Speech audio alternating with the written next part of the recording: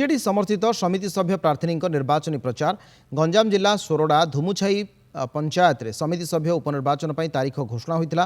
तारीख घोषणा पर प्रचार मैदान में जोरदार चली प्रचार। बीजेडी समर्थित प्रार्थी विनोदिनी नायक निज समर्थकों सहित घर को घर बुली भोट मागुंट। यह सहित पथप्रांत सभार भोट भिक्षा करुछंती। बीजेडी समस्त कर्मी विनोदिनी दिन राति एक करी प्रचार करुछंती। बीजेडी ब्लॉक सभापति रामेश्वर पात्र घर घर बुली सपक्ष लोक बुझाउछंती।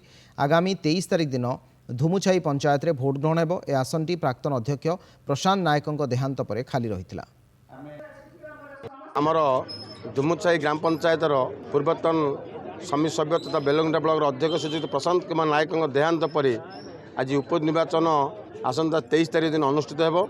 आमर प्रार्थी एवं विभिन्न पंचायतर सरपंच एवं आमर प्रत्येक ग्रामर दलप्रेमी विजुप्रेमी एवं प्रशांत नायकों अनुगामी समस्त आम घर घर बुली लोक भोट भिक्षा करूँ। आम जहाँ शुणुचु लोक मुखर जे लोके निष्पत्ति नहीं श्रीमती विनोदिनी नायक को केटिल चन भोट देबू एवं तांको निश्चित भाव में जययुक्त करूँ। वर्तमान विनोदिनी नायक जी की धुमुछाई सरपंच समिति सभ्य प्रार्थी होती सकाशे आम भोट भिक्षापी बर्तमान धुमुछाई पंचायत बुलूचु डोर टू डोर कैंपेन करूँ। आम अनुरोध करूँ जनसाधारण जे आप जययुक्त करातु।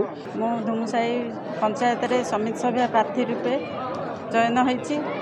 मते केटिल चित्र भोट दे समस्ते जययुक्त करेंगे बोली मोर आशा आउ विश्वास। बुली बुली समस्त डोर टू डोर भिक्षा मागुची। मते केटिल चिन्ह प्रचुर परिमाण रे भोट दे मते जययुक्त करंतु।